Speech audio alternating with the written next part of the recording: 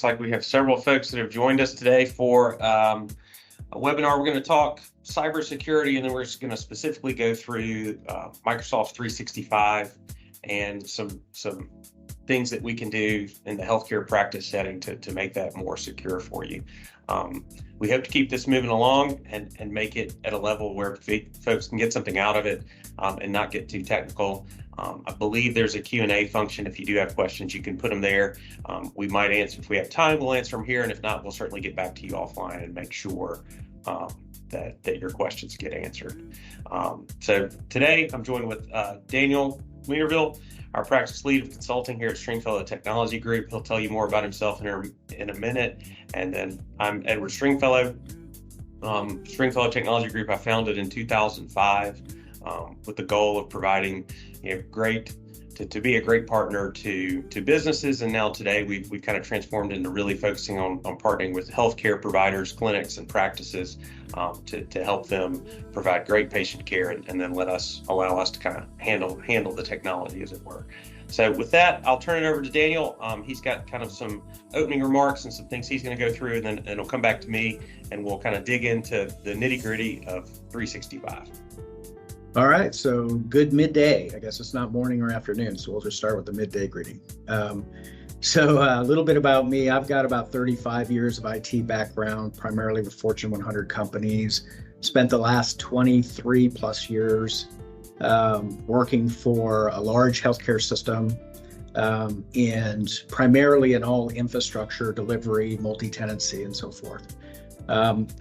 And what we're going to talk about today is primarily a little bit of history on cybersecurity and healthcare, and then make some opening remarks related to what the HHS says and some HIPAA journal news articles, just to get a baseline of where security is today for healthcare clients. So if we could jump into so healthcare is prime target. The last article I read said 66% of healthcare entities had some form of ransomware attack.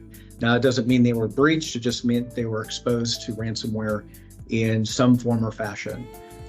So it is on everybody's mind right now about how do we continue to implement policies, procedures, and then put those into action through infrastructure components, through monitoring and management to help secure our endpoints. So if we baseline on the HHS, there was an article produced in April of this year, and the Deputy Secretary, Adria Palm, made these comments in her opening letter, and I think they kind of really solidify kind of where we are today. She says, cybersecurity is no longer a one-step solution. Rather, it is vital that the entire healthcare and public health sector has cybersecurity strategy, including zero trust approach. Healthcare delivery organizations need to make bold changes and significant investments to defend the institutions that make up the PHP sector. She goes on to say that cybersecurity is not simply an IT issue. It is an enterprise-wide issue that must be addressed by everyone in an organization, from the healthcare professionals to administrators and executives. And I think that kind of sums up everything from where we are today. Cybersecurity is top of mind for every business, not necessarily just healthcare, but it is critical for us to get out in front of these things with a strategy that you can monitor and manage over time, that creates that depth and defense layers within your organization. And the reason for that is, when you look at what's going on that slide, it's 9.23 million in 2021 for an average breach. That is bumped up to 10.3 in 2023. And so it's not just the cost of that breach anymore.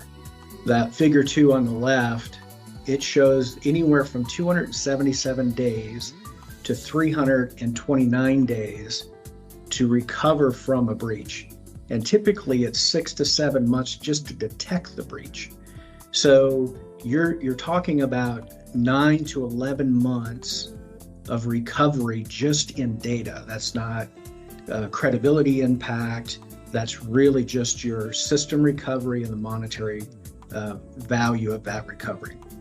So it's really important to look at these things on these 5 different threat levels. So it's social engineering, which is all your phishing, your fraudulent texting, your calls.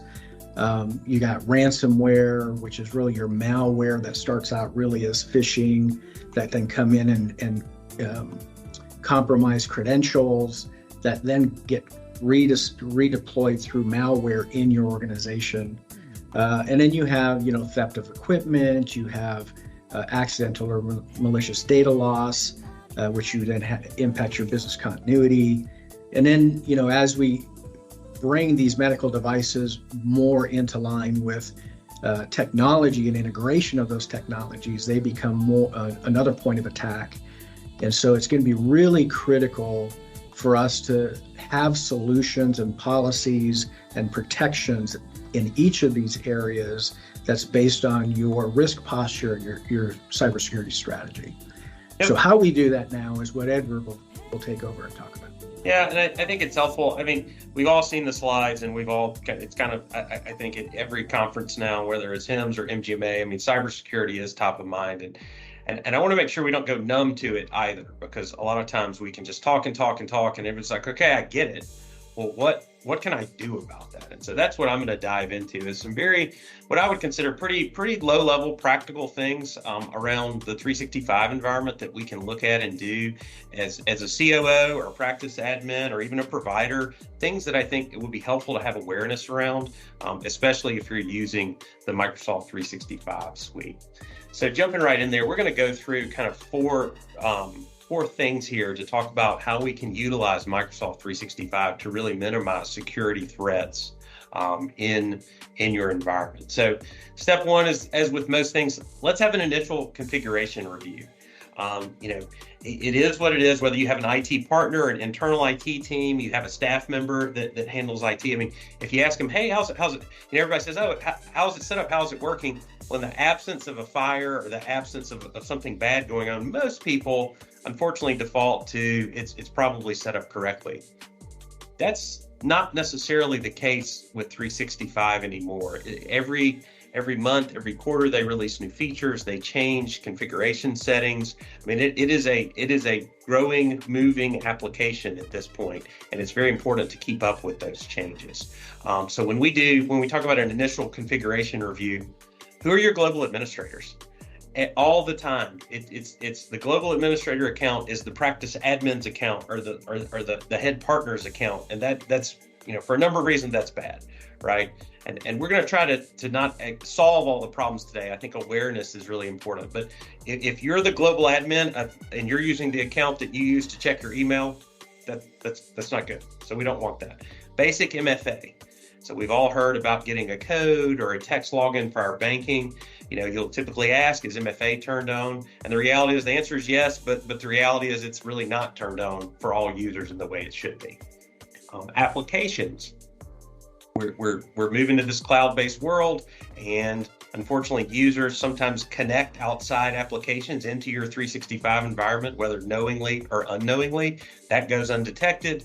The application on the other end has a breach, and then that's how they get access to your systems. A number of times, whether it's the target breach or the kind of almost at this point weekly or monthly healthcare clinic breaches, it's really a third-party application a lot of times where they're coming into that 365 environment. So that's important. And then lastly, guest access. Yes, we want technology to be easy, but on one end, usability, and then the other end, security. And so if it's just wide open and we get guest access, wide open, well, that candidly could be a security issue. So we want to look at, how is guest access configured? Are all the accounts in your 365 environment known? You'd be surprised. Daniel mentioned, I think it was 329 days to detect a breach. Well, nobody knows who Jim Smith is that has showed up in your account list, 6 months ago. And the reality is it's that hacker that's waiting to launch their attack. Did I miss anything, Daniel, on the initial configuration review? No, I think that pretty well covers it. Okay. So now diving in, step one. This is super easy. 365 has a built-in security score in your dashboard. We'll put it in the show notes, the direct link to get there for your organization. This is not a test. We're not trying to score 100, but we are trying to score 60% or higher. So it should be noted, if you're under a 60%, there actions need to be taken. That's not good. 60 or more doesn't necessarily mean it's configured right, but that is a good sign, right?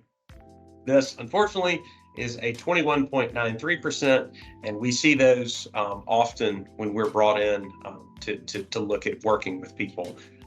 The good news is we're going to go through some pretty easy steps to get that score up fairly quickly and painlessly. But if your security score is under a 60, this is something that I really, these next basic steps I think could be really helpful in remediating that. Step one, you've got to have the right tools. And in this case, what I'm talking about is the right Microsoft licensing. The chart here is meant to really just show you how confusing the licensing is, not necessarily to convey anything necessarily helpful. Daniel spends more time than he would like looking at this chart and figuring out of the features needed on the left, what's the best bundle on the right, and how do we structure all that. I mean, when we onboard a client, it is always surprising the discussions that pop up around licensing. But the reality is this: if you don't have the correct licensing, you will not have the correct 365 tools. We often find, I think the biggest thing I'd point out on the right of this in the purple is Office 365. That's legacy. That is the old SKUs that have been around since almost 2006, I think, Daniel. Long time. Like, that's what I started. It was called BPOS. Anyway, we won't go down memory lane, but that's the old SKUs that candidly a lot of organizations, they're like, oh, well, yeah, no, we've got 365. Well, you do, but it's Office 365, and it is basic, Word, Excel, PowerPoint plus email. It doesn't have any of the security features or the advanced access features that we'll be talking about today. So again, not a huge thing to resolve, but if you're on the wrong licensing SKUs, there's no way you're going to win. So from that perspective, engage with someone that can help walk you through where you are and then getting on the right licenses that you need to be on. I'll go ahead and give you the cheat sheet is this. It's Microsoft Business Premium is the license that you want for your back office users, your providers, your heavy users of Office and those things. And then they have a frontline worker. It's the F3 that we typically use for our folks that basically need email access and then EHR access. So, those are the two that you'll end up with. Larger orgs can sometimes go to the 365 E5. So get your licensing correct.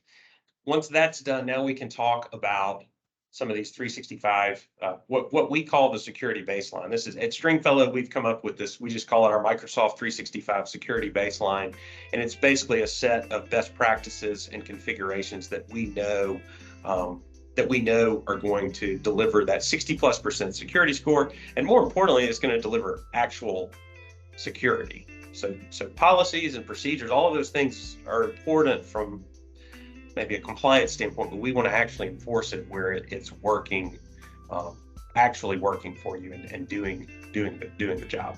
So let's dive into this. Again, these are three that are pretty high level, should be easy enough to follow along.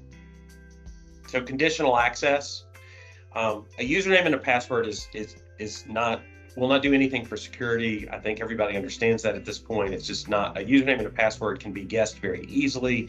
And then once it's guessed, the hackers have access to your system. So we can't just do that. We have to go to this next level, which is called conditional access. And what that does is it not only says, hey, do you know your username and your password? It looks at what device you're doing.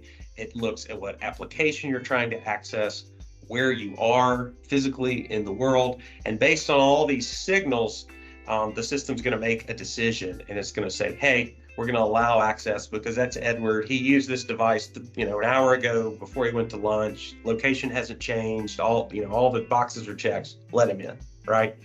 Or he left the office. Now he is at home So he's at a different location using a different device. So we're not as comfortable with that. So we're going to require an MFA prompt. And then lastly, we're going to see that Edward is now logging in from a foreign country that he somehow traveled to in an hour and a half. Well, that's called impossible travel, and then we're going to block that access. So just having conditional access on will make sure that basically, even if your credentials are compromised, that when we go through that process, it will correctly allow, require MFA or block access. Daniel, did I miss anything there? Is that making sense? No, and what I would add to that though is, you can block countries by default. So it's not just if you're traveling back and forth, you can just block countries.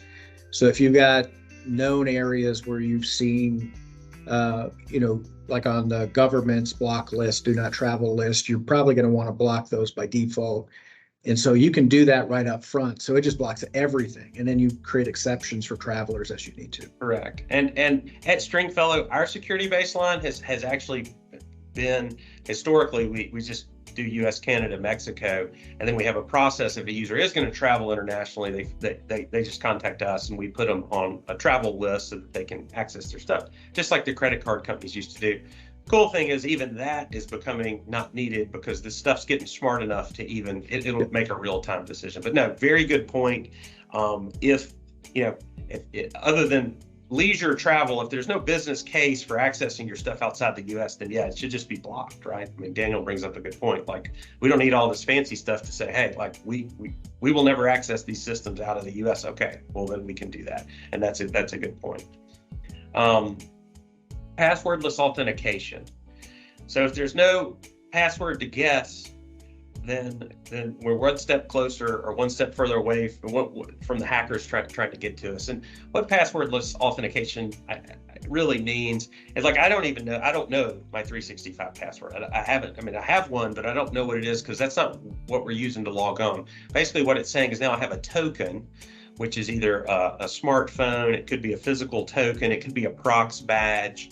But we have a physical token now when we log in, and so we don't get prompted for a password. We get shown a code, and in some cases along with the location of where we're logging in to help us make an informed decision about what this is. And then we have to go and match the code, and then boom, we're logged in. Typically faster than your password. You can't forget this because it's showing you a code. This actually works really, really well. I think in most environments, especially healthcare practices, this cuts down on password resets a lot and just makes it's more secure, more user friendly. So we've implemented this kind of as a standard, and I think universally people really, really like it. So passwordless authentication should be configured. Again, you'll need the correct licensing to do that. Office Defender. So this was formerly called Advanced Threat Protection. So it's a big eye chart here. The reality is what this is your spam, your email and phishing protection. And this has evolved over time. It used to be that you would want third-party solutions and applications that received email and processed it, and then it came on to 365, and that used to be the case. But Microsoft is good at a lot of things, and one thing they're good at is either buying or building technology that they see they need. And in the case of what's now called Microsoft Defender for Office, I would say third-party spam filtering and email handling is simply, it's not necessary, but more importantly, it actually causes more holes in your security. There's a vendor, Barracuda. They provide third-party spam filters, but unfortunately their devices themselves got hacked, and so attackers literally could access all the email on this device. So we're also at Stringfellow, I'm very interested in how do we make things simple. I still want to use best of breed solutions. I don't want to make it simple and then not work. But the reality is Microsoft has kind of figured this out. And so all of that intelligence that the spam filters and things in your organization, it'll learn over time. It's actually quite good.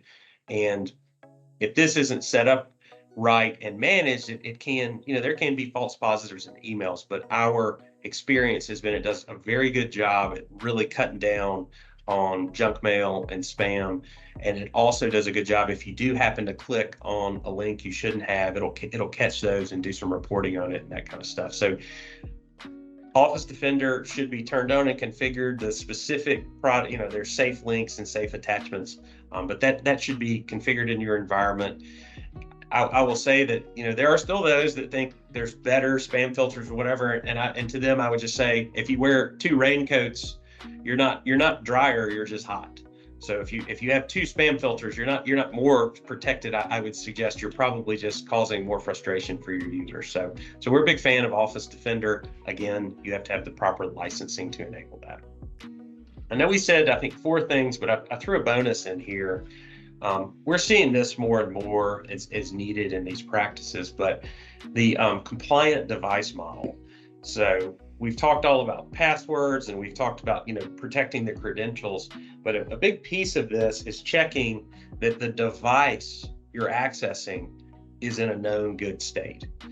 Daniel probably could speak more to this in large healthcare organizations that he's had a lot of history with. This has been going on forever, right, Daniel? Yeah, it starts with your policies that you want to roll out, and in large organizations, they're very rigid, right? There is no swag or exceptions in a lot of these things, and that's the only way they can maintain consistency and compliance, whether it's a patch standard or a hardware set or an OS standard. So. Yeah, and so in smaller practices, sometimes we don't have the luxury of controlling and providing devices, and sometimes the folks do work from home on machines. So back to security and flexibility, we want that, but I would say as we move forward, the model of if you're going to access, email 365, any of your corporate systems, you're going to want this compliant device model in place, because what that means is even if you're completely compromised from a username and a password standpoint and all of those things, but the hacker doesn't have a compliant device, which they won't have, then they will be denied. They won't be able to get in. So in our opinion, this is kind of the next step to that zero trust journey. But you got to get there, and that's why it's a bonus. But I do think this compliant device model is something that we're trying to put in most organizations as they mature and they're ready for it. So that's all for 365. I hope that was useful. Those are just kind of 4 quick things. It's licensing, and then once that's right, some basic configuration things that you can do. Obviously, you can get in touch with us and we can dive into your specific situation and how we can help. I do think it's important to talk about the end users and training, and then just kind of security policies in general. So I'm gonna let Daniel kind of touch on our thoughts on end user security and how they can participate in this. Yeah, so with end user security, a lot of it comes down to education. And so, there's a lot of phishing, a lot of malware, a lot of spam, and our users need to be educated on how to identify interesting traffic, so to speak, as we used to say in the old days, by just looking at the sender, and sometimes looking at the sender's email address, and does it marry up with the name? Is it internal domain? Is it an external domain? And a lot of that stuff will help a user reduce the risk for your organization as it relates to clicking on something that they will give their credentials to. And then the scores you're seeing here show whether these users are going through training, whether they're reacting to a phishing test in emails, and if they are, can they go out and get training on those things, and then increase their score of training because they're taking periodical training on how to identify phishing attempts. So it's really critical to do not just annual training, but training after a compromised or a failed phishing attempt that you've coordinated internally. And what I've done in past organizations is every time I would see a phishing attempt come in, I would create a IT announcement that showed the users why I've blocked this inside of the systems. And it was just it maybe happened 3-4 times a month. And I would just lay it out in a template and saying, hey, we've blocked this for this reasons, and here's why I looked at it and flagged it that way. Either it's a suspicious link, or it's a unidentified user sending it in with one of my executives' names on it. So just education is critical and in these situations. We actually have embedded that into the Outlook client, or whether you're using the web or the thing. And so we've literally got the training built right in. So if a user, to your point, we don't have to send out the notices anymore because, oh, this looks suspicious. They click a button in real time, it'll analyze it and it'll literally tell them, hey, here's what it's seeing. So those types of tools, if technology is the problem, it's often it can also be the solution sometimes, and so that's where the users come in. So I think security training, that's got to be part of any IT service partnership, et cetera. That they've got to be providing that as well. So let's talk briefly. Security never stops, right? Like, so how does all this, so great. So we got to do this one time and we set it all up and it's done. I mean, how do we stay ahead? Yeah, I think a lot of it just comes down to your security strategy, right? So you've got to have a plan. Without that plan, you're just going to be reactive. And then you've got to make sure you've got the right tool sets, to your point earlier on, I got to have the right licensing, I've got to have the right standards and policies, and I've got to have an operational team that can implement those things systemically. And so it's really critical that if you don't have that internal knowledge to help you with that plan, is to find a good partner. And what I would say is that's the case for any industry, not just healthcare even. So get a plan together, get on a roadmap to get yourself into a position. And we've chosen O365 as our platform because we can do, with the right licenses, we can implement something that will meet all of these check boxes for us and give us more visibility to threats and vulnerabilities so we can react faster. Yep. Yeah. I mean, it's a continuous kind of cycle. I would say, I don't know about winning. I mean, what I want is for practices to be as safe and secure as reasonable and possible, and then also to balance that with productivity and usefulness. Trying to be respectful of time. We got, I think, just a couple minutes here till top of the hour. Conclusion and next steps. So, I hope this was helpful. You could take this back to your internal IT team, and hopefully that would give them some steps to get some of these things implemented. The reality is this is a little bit of a bigger journey and more in depth than what we've made it today. That just turning this stuff on actually is not, it will impact users. I mean, you got to have a rollout plan. Unfortunately, it's not just switches and you turn it on and it's done. It's a little more involved in that. And again, to Daniel's point, it's a continuous thing. So these recommendations that we gave today weren't, some of the technology wasn't even there built into 365 2 or 3 years ago. So it's constantly changing. But we hope to continue to do more of these types of seminars on specific technologies.